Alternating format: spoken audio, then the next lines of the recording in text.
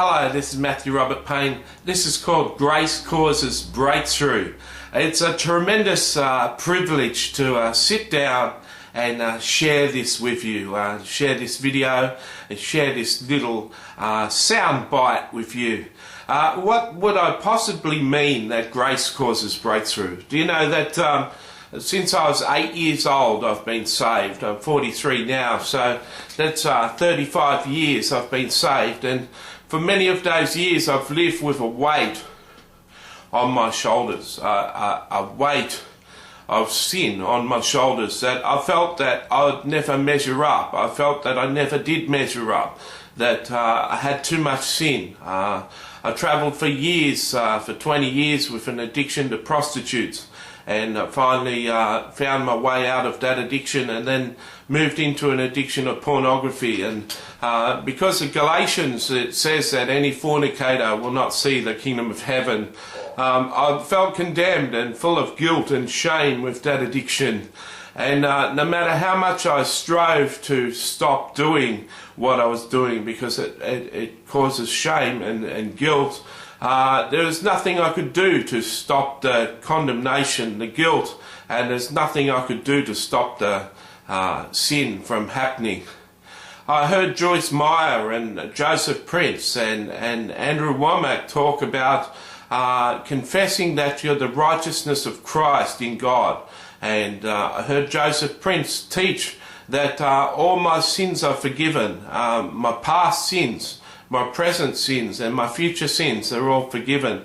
And as they taught, I felt a weight come off my shoulders, a physical weight. You know, Jesus, he says,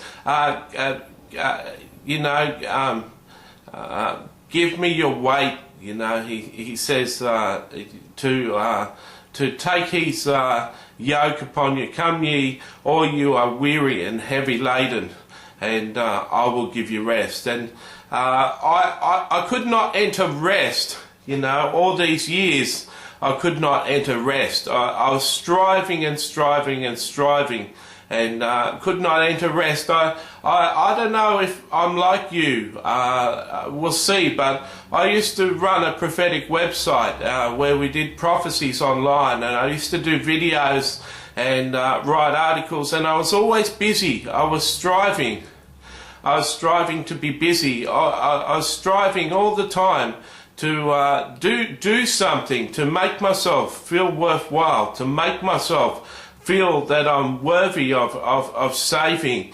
And I couldn't stop. If I had a perfect day one day and didn't succumb to pornography, I had to have a perfect day the next day. Never give up.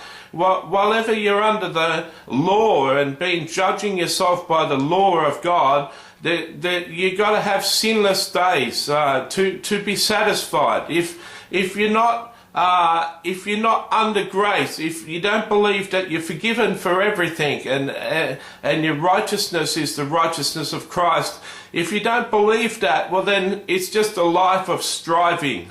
It's a life of trying to measure up. It's a life of trying to be holy within yourself, and it's impossible. It's impossible, guys. It's just impossible to do. Many people will be on the internet calling other people false prophets, and I've got blogs on the internet about me, and people pulling my name down and using scripture after scripture to say I'm ungodly and not following the true Jesus. These sort of people, I feel, are condemned also. These sort of people, I feel, are striving also and under the law, and aren't fulfilled with grace. It gives them the motivation to pull me down. They feel that they're doing the world a favour by saying that I'm a false prophet and I should be stayed away from, and people should stay away from me. This is condemnation. This is coming from a source of not feeling complete themselves, that they've got to pull into me. And I know all about that. You know, when you come from this mindset, before my breakthrough, you think that America's going to be judged, and that God is cranky with the world, and God is angry with the world, and God allows sin, and He allows earthquakes and tsunamis and the World Trade Center, and you think that all the badness in the world is judgment from God. How can you draw close to a loving God like that? How can you feel close to a God that allows disease, that allows calamities, that allows earthquakes and people to die and countries to be judged and stock market crashes? How can you draw close to a God like that? See, our God is a loving God. Disease comes from Satan. Satan causes all these shifts in the earth and the problems in the earth.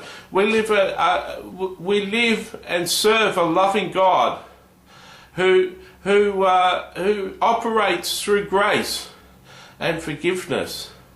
And see, if you don't know these things, you can fall prey to Satan. You can fall prey to a wrong doctrine. And for many years, I was under the wrong belief that I was right, and that God is angry, and God sits in heaven waving His fist, and only some grace of Jesus stops Him from smashing the whole world.